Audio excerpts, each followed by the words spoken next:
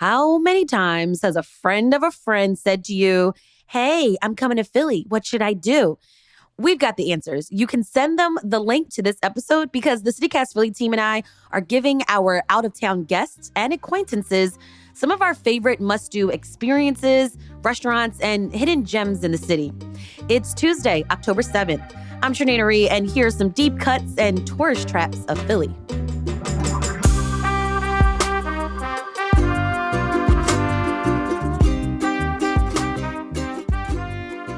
Okay, can I be honest? Ever since I got this job as host of CityCast Philly, my friends will suggest people reach out to me when they visit Philly. And they're like, oh, just ask Trenae, like, where to go. She knows everything about everything in this city. And I'm just like, oh my God, it's insane. I don't know everything about everything. I know a few things, but just listen to the podcast. Right. We're collecting all of our thoughts here. So now we can just send people this way. But you do have good recs, so I do get it. I get why people bug you. Well, Abby, thank you so much for saying that. And do you want to say hi to everyone? This is Abby Fritz, y'all, producer of CityCast Philly. Hey, guys. And also joining us is Matt Katz, executive producer of the show. What's up, everybody? And also joining us is Siani Colón, who writes our Hey Philly newsletter. Hey, Siani. Hey. All right, we're going to break down some of our deep cuts and our tourist traps that might be good for anyone who's visiting Philly. Let's start with visitors who stay for the night. And they ask, what neighborhood should I stay in? What do you say?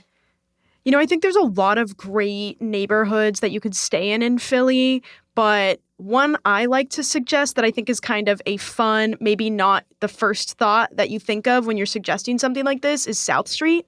You can get hotels or Airbnbs there.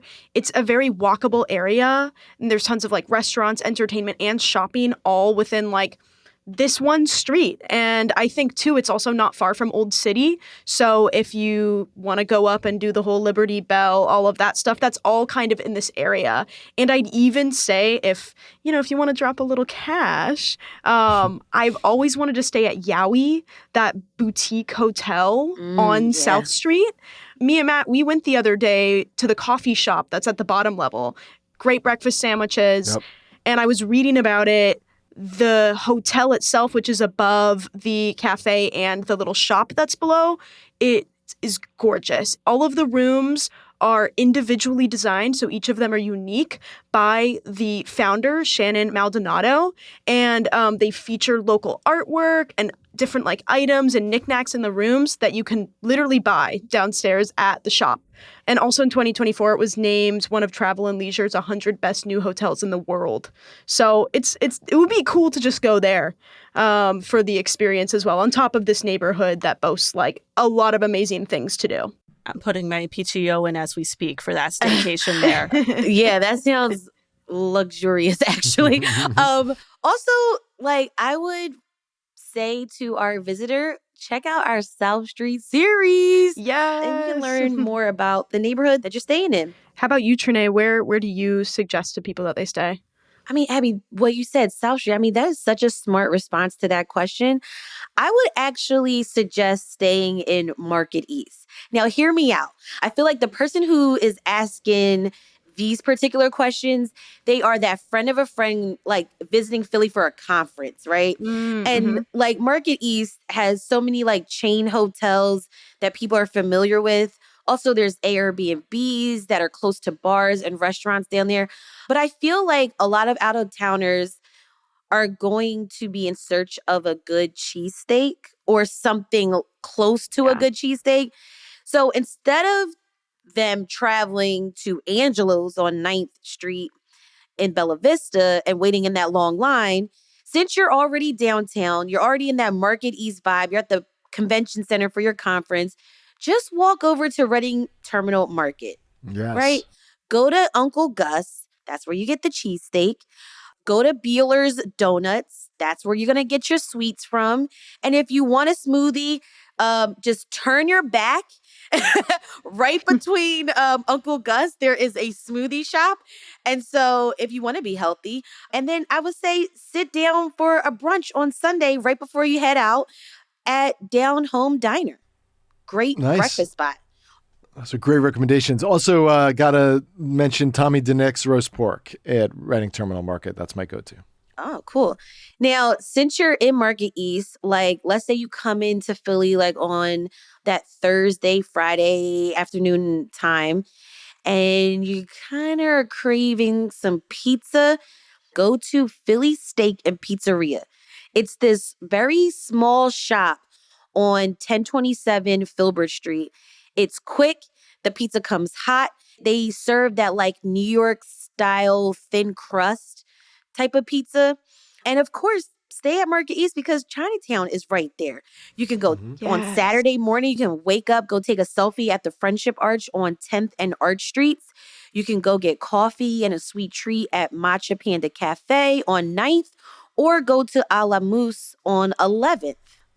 Oh, man, I love those recs. I also think Market East is the perfect central location when you are coming into town and you're looking for where to stay because you can walk to so many neighborhoods from there. Chinatown, Rittenhouse, Gayborhood.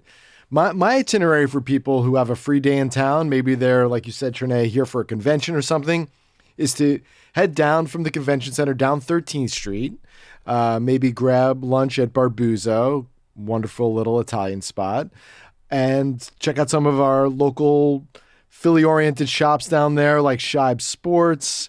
Go get a beer down at Dirty Frank's, iconic Philadelphia dive bar. There's no sign on the door, but you will see murals of famous Frank's outside. That's how you know you're there.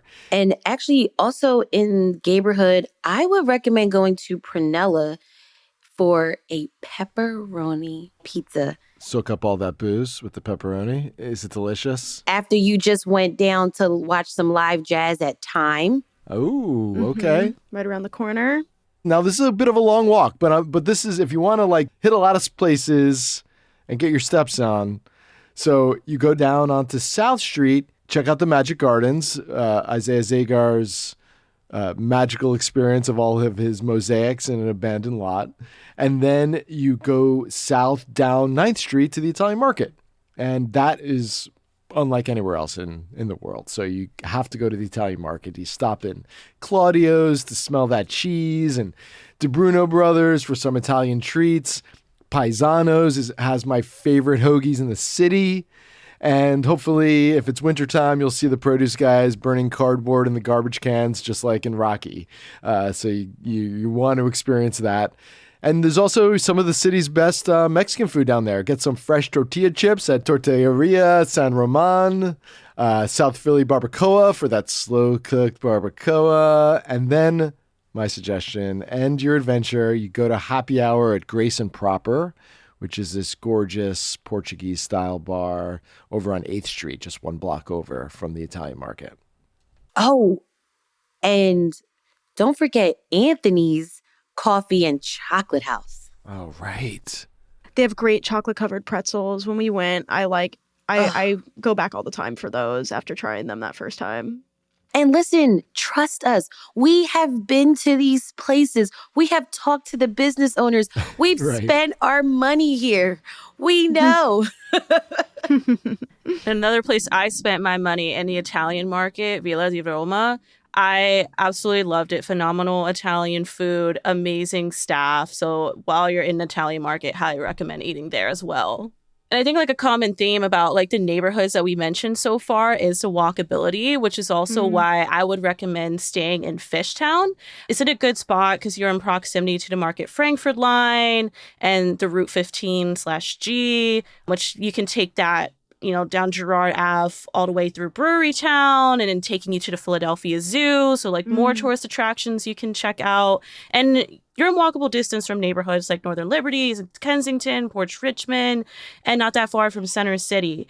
There are quite a bit of Airbnb listings in the area, but Abby, you mentioned boutique hotels. I would recommend staying at Anna and Bell.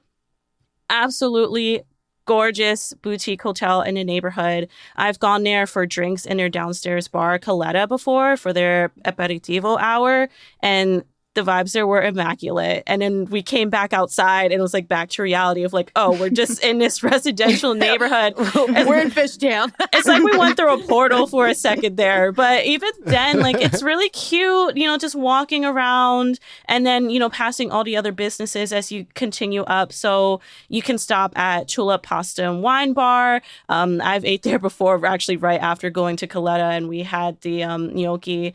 And then you continue to go closer to Frankfurt Ave, and there are like way more restaurants and shops like Soraya and Kalaya, or along Girard Avenue, Gilda's Cafe.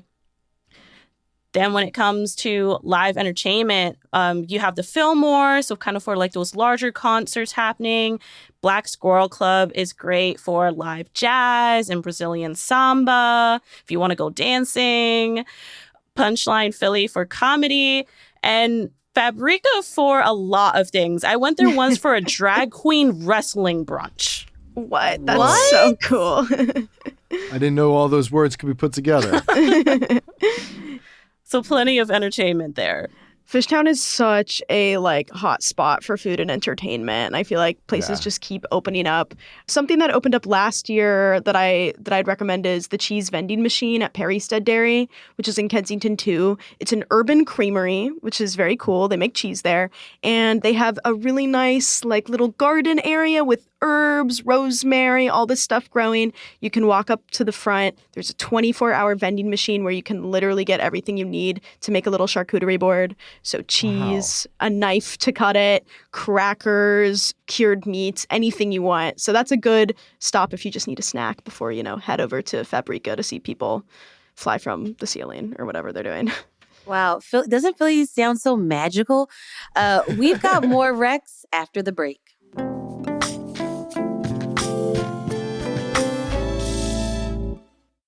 So a question I always get from my family when they come to visit is, should you rent a car? What do you guys think? No. No. I mean, you got to find parking. Oh my God. Yeah. And then like, no, you know what? Let them park.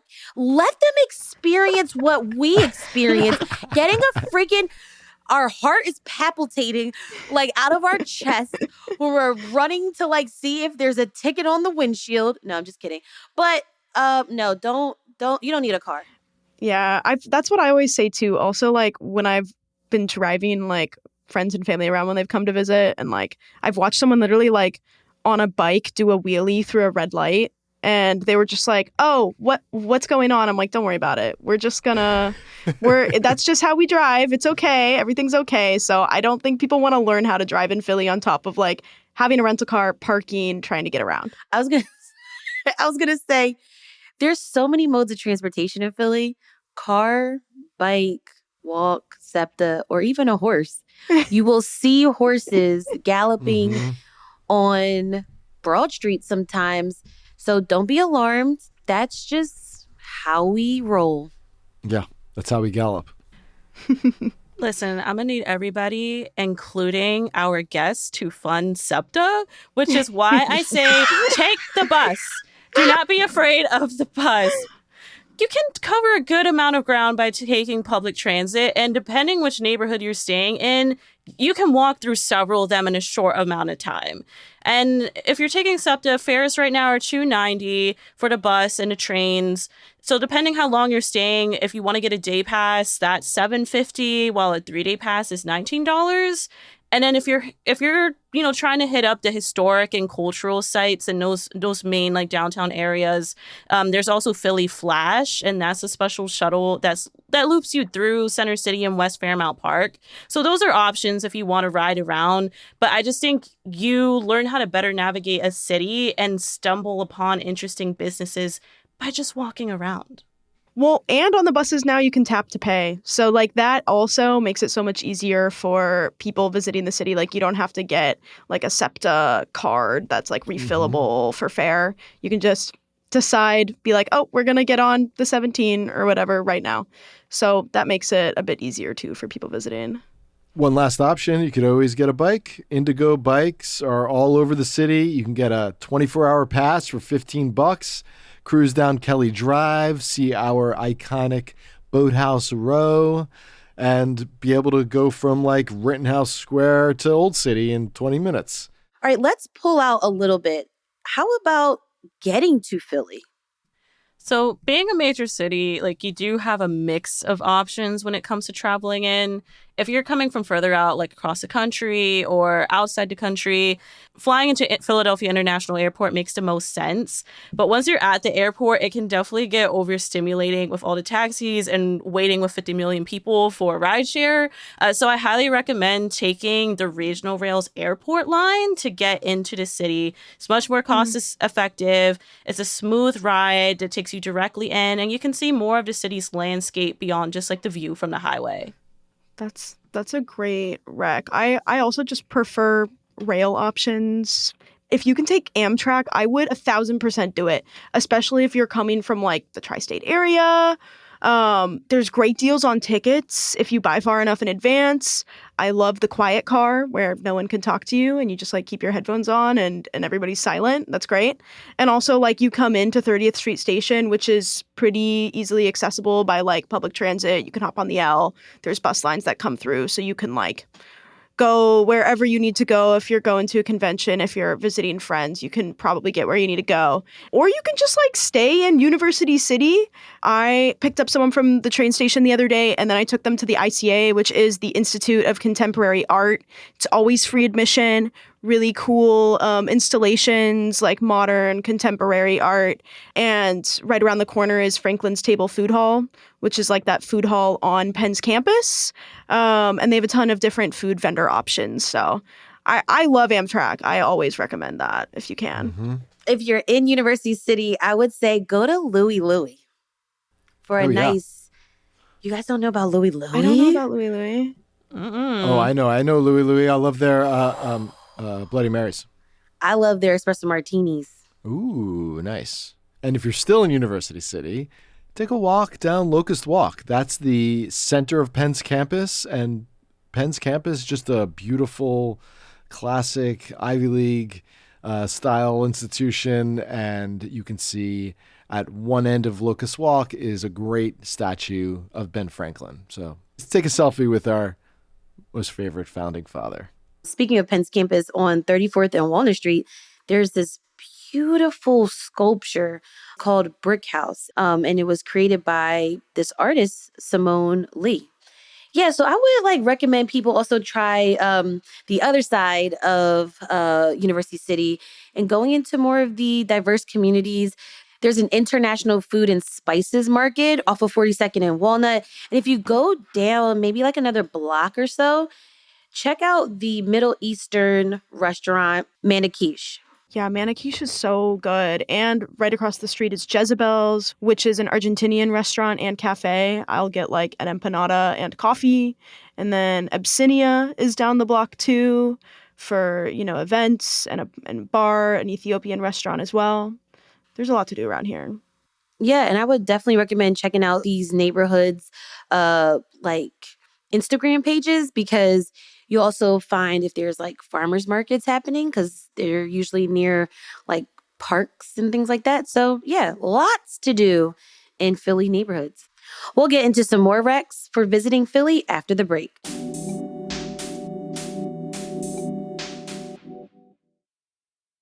We kind of just touched on some other Philly food that does not consist of bread, meat, and cheese. And I'm talking about a cheesesteak here. We've got plenty of other great options. But guys, what time of year should people visit Philly? I love to recommend people come to Philly during the summer. And I think of my Uncle Steve, who loves live music. And the city has this weekly R&B music series down over at the Dell Music Center in Strawberry Mansion. But then also we have the traveling beer garden known as Parks on Tap, which would literally take you to several different neighborhoods in the city. And I think that's just a perfect way also to introduce our visitors to our park system and also check out a neighborhood that's not like, the Market East, the downtown, the Gayborhood. Like, expand your horizons. And then I guess by default too, since my birthday is in fall, I love the fall time in Philly. And you gotta check out Halloween nights at Eastern State Penitentiary in Fairmount. I do think the fall is the time to come to Philly. The weather is the best of all year round. The summer gets a little too sticky for me. And there's many, many more outdoor festivals. Street life is just booming in the fall months. And it's also our best sports month, generally speaking. I mean, you can catch a Phillies game or an Eagles game. So And I everyone's say, an Eagles fan nowadays. that's right. You just when you come here, just say "Go Birds" to everybody. If you feel like you're out of place, it'll make you a local immediately. Do you guys have other season suggestions when people should visit us? Yeah, I definitely love the summertime for sure because there's always so much happening because of the major holidays like the 4th of July. Philly goes all out and with special deals to museums. You have all the street festivals, pop-ups, but it can get overwhelming for sure. So if you're avoiding crowds, I would say springtime is good because we've come off the holiday high, with all the Christmas villages and activities, and we haven't hit the summer rush yet. So that kind of gives you the opportunity to calmly check out these sites. But there's still like larger events like the Cherry Blossom Festival at the Shifuso Japanese Cultural Center in Fairmount Park. So you still have larger events to look forward to, but not the same like 4th of July crowd. That's a good point. That is a good point. Yeah. I don't know if I have a specific season because I do feel like we have strengths and weaknesses in every season, like every city.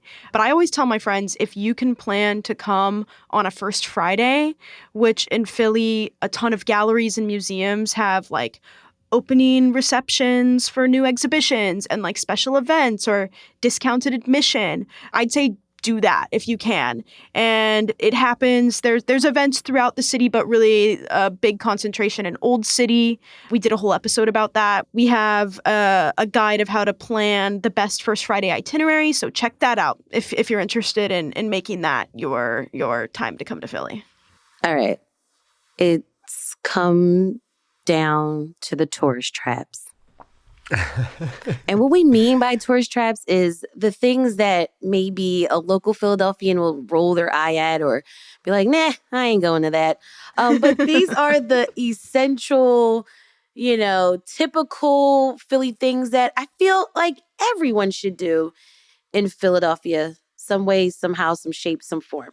Yeah, I think the first thing that comes to mind for me is like, obviously our murals. Like we're called the mural capital of the world all the time. We're named the best city for street art in the US by USA Today in 2025. So this is something that everybody talks about and can literally see when you come to Philly. And I actually haven't done this, but I think a great quote unquote tourist trap is doing a mural tour. Mural Arts is an organization who's responsible for helping create and maintain a lot of the murals in the city. And they put on a ton of different types of tours. You can go on their website and check it out and find one that, has a theme that interests you or works for you. There's walking tours, but then there's also trolley tours if you want something that's ADA friendly or, to bring grandma on with you. Check it out at muralarts.org/tours.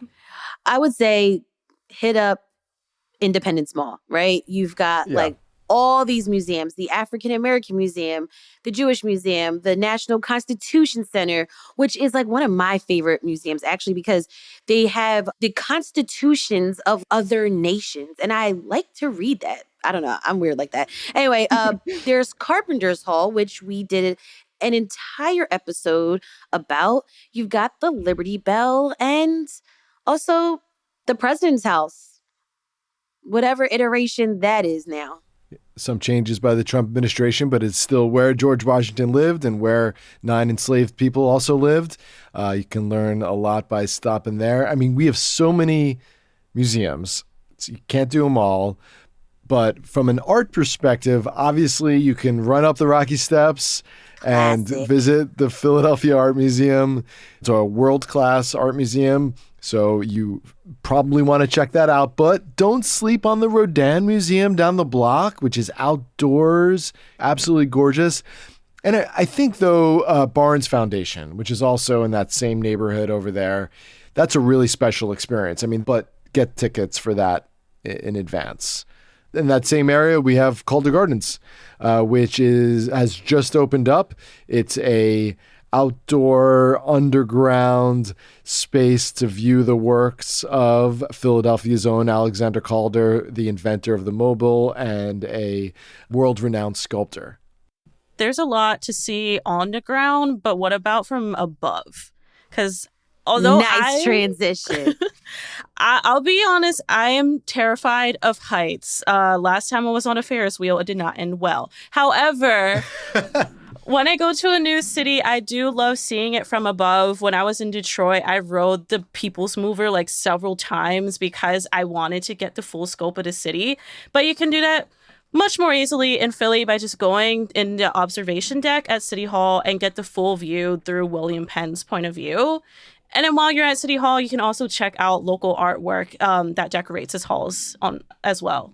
So those are spots that like tourists might know in advance. You guys have secret spots that we can share with our listeners? Yeah, I love reminding people when they come to Philly that it's very green here. We do have a good amount of green spaces for a major city.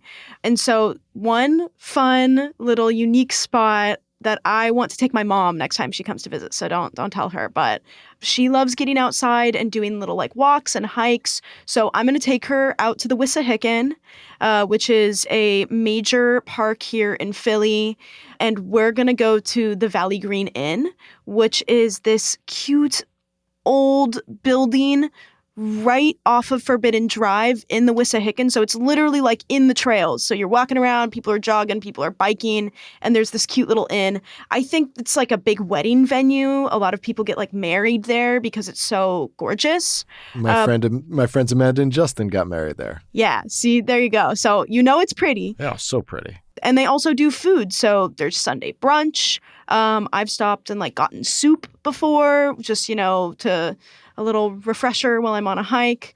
They've got a cheese plate, lobster bisque, filet mignon egg rolls. I think it'd be fun, to check out some green spots and eat a little food. Also, Trenae, I sent you out this way. There's a small coffee and bike shop called Paper Trail Bike Cafe. If you don't want a whole meal, you can stop. It's off of the Orange Trail and get a coffee and take in the scenery while you're sipping on it. And I found out the hard way, there is no Wi-Fi there. So just keep that in mind. But it was so peaceful. And that got me to think of some peaceful outdoor spots that are kind of off the beaten path. Check out Pretzel Park in Mania. Yes, there is a statue of a pretzel. It's not like the pretzels that you might see in a Wawa in Philly, or really like the classic Philly style pretzel, which is kind of a shape of a link. This is like a traditional pretzel. So this space, it's a park. It offers green space, activities like farmers markets, a place for the kids to play. I believe there's a designated dog area, and Parks on Tap, the traveling beer garden, sometimes sets up here. But my favorite secret spot is Washington Square Park. So if you are staying in that old city area, if you had just left the American Revolution Museum or Carpenter's Hall or the Liberty Bell, walk over to 6th and Walnut Streets. Washington Square Park is like Rittenhouse Square, which you will see if you walk further down Walnut, but it's less crowded, more peaceful, beautiful trees, and my secret spot. Lots of history there, too. It's a very cool spot. Absolutely. And Tallulah's Garden, Fat Salmon, and Need Bagels are all in that area if you get hungry. I also love Cafe Walnut there. But if you want a bit of history mixed with scenery, visit one of Philly's historic homes. Philly is old, very old, and we're lucky to have these homes still in existence to really be able to visit. There's quite a bit in Society Hill and Fairmount Park, but there are really beautiful ones in the edges of the city that I feel like don't get as much shine. The Wick House in Germantown is home to the oldest rose garden in the country. They also have a farm. The Young Friends of Wick also regularly host events there. So if some of them are happening and while you're in town, stop by and visit some of the other art galleries that are in the Germantown area. The Glenford Mansion in Torresdale in Northeast Philadelphia, that overlooks the Delaware River, and you can tour its art gallery. They regularly host different art workshops there, and you can go boating on the Delaware River on its grounds. Oh, wow. I've got a more unusual visit to a historic home. You will be visiting a historic Philly home that is a sort of representation of the money that has passed through this town over the centuries. But to get to this house, you're not actually like paying admission and acting as a tourist. You're acting as a shopper. Okay, so if you're in Rittenhouse Square and you're going down Walnut Street, doing some shopping, Walnut Street is our high-end shopping corridor. While you're there, head over to 18th Street and go to Anthropology, which is in this, you can see from the outside, it's in this beautiful old building. Used to be a mansion. It was actually owned by this guy, Alexander Van Rensselaer, who was a financier and a philanthropist. And it's really representative of the money that was on Rittenhouse Square and these old, beautiful mansions that surrounded the park there. There's still some left, including this one. This one is in Anthropology now. But if you go into the Anthropology and you make a right and you go through 2 rooms and you're in, I believe it's like the women's dress section, and you look up, unbelievable ceiling. The entire ceiling is filled with portraits of Italian princes, and all of the portraits are in 3-dimensional gold frames. So the ceiling is just covered with frames of old Italian people. It is wild. It's like something out of Versailles, and you're just in the middle of a store. It's really incredible. That's so interesting. I didn't know that, and I've been like into that Anthropology a couple times. Yeah, you wouldn't know. And I mean, I think it gets to the point in Philly, always look up, because you're going to see a frieze on a building. You're going to see a mural that you didn't know was there. And if you're in the store, you should look up, because you're going to see some crazy portraits on the ceiling. I'm so glad you mentioned shopping. I always get questions from friends about vintage and thrifting in Philly. So I would say go to Fabric Row if you're looking for like more of that kind of resale option.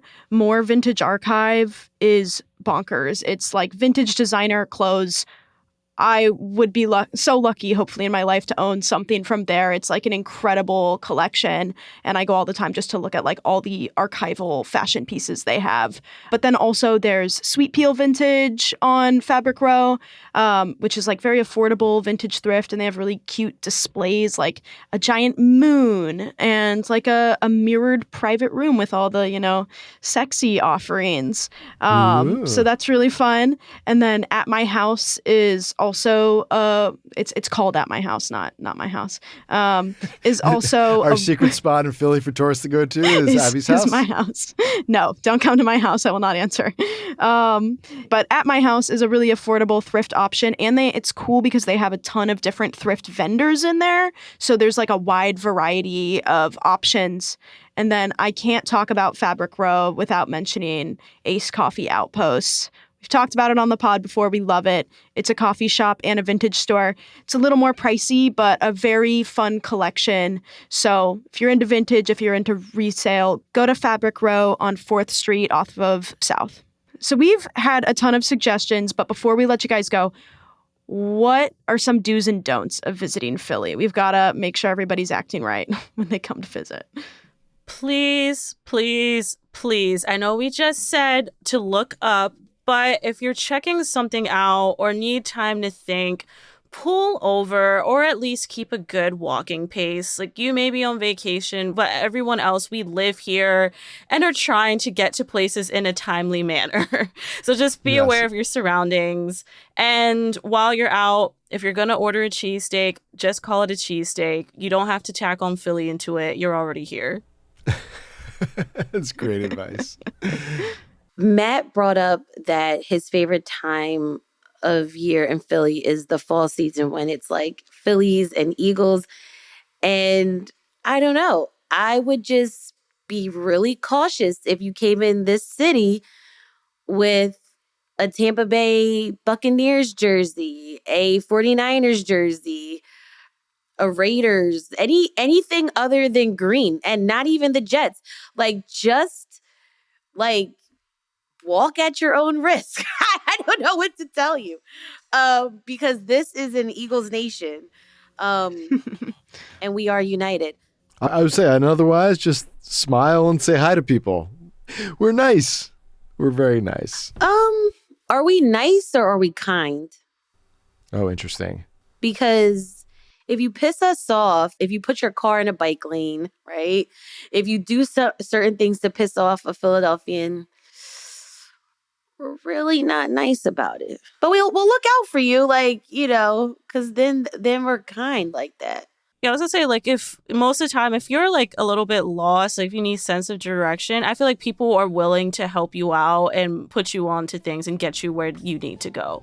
Matt, Abby, Siani, thank you so much for breaking down all these recs for the friend of a friend that's coming to Philly.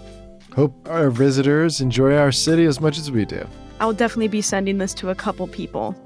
Have fun, guys.